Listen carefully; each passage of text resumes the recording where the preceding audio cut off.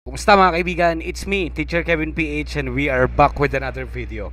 So meron tayong dalawang printer parts dito para sa ating Epson printer. At the same time, meron tayong print head. At the same time, meron din tayong flex cable. Ngayon, paano ba natin i-check tong dalawang to? Kung okay ba sila? Well, sa flex cable naman mga kaibigan, meron yung mapapalabas natin o makikita natin yung tamang voltahe sa multi-tester natin. Pero kapag ka-UP-UP, wag nyo nang gamitin. Kapag kayo PUP, wag na mga kaibigan, baka magkakaroon lang ng problema. So 2-in-1 testing to. Pwede rin nating i-check kung shorted ba ang isang print head, no? Gamit yung mga pins ng ating flex cable. So i-connect muna natin to. So ito yung papunta sa may print head.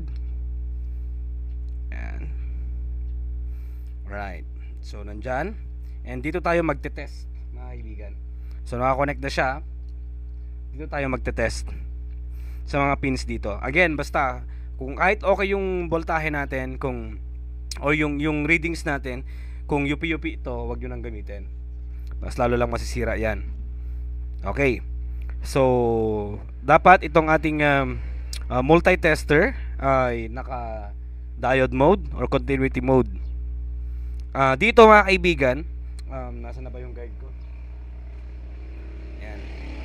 So kapag i-check natin tong ating print head, pag ganito naman siya, kapag print head lang, kapag walang flex cable, merong iba't ibang mga pins dito.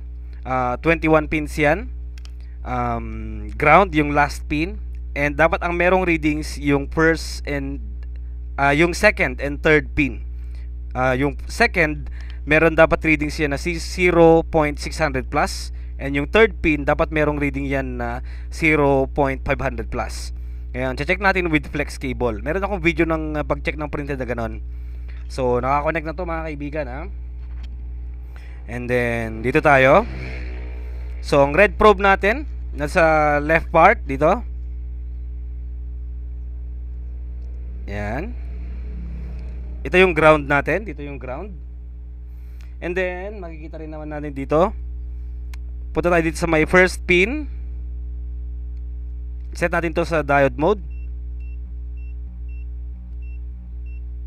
Yan. Okay. So first pin, check natin. Lagay natin sa ground. And then sa first pin, dapat wala tayong ma-read. Kung wala tayong nare-read dito, at the same time kung wala rin tayong ma-read sa may print head, ibig sabihin may problema tayo dyan. So, pero kapag na-read natin ito yung print head dito, yung measurement, yung kung meron tayong readings dito na accurate, ibig sabihin okay itong flex cable na to. First pin, there should be no readings. Second pin, there you go. So merong 600 something. Third pin, there you go, 500 plus something, 0.500 plus. Alright, and the rest, aside from the ground, first pin, second pin, third pin. Again, first pin, 0 readings. Second pin, ito ay merong, yan, 600, 0.600. Third pin, 0.500.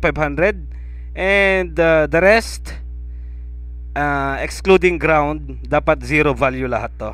0 readings. Magsisimula dito sa fourth pin, papunta sa may pinaka last na pin.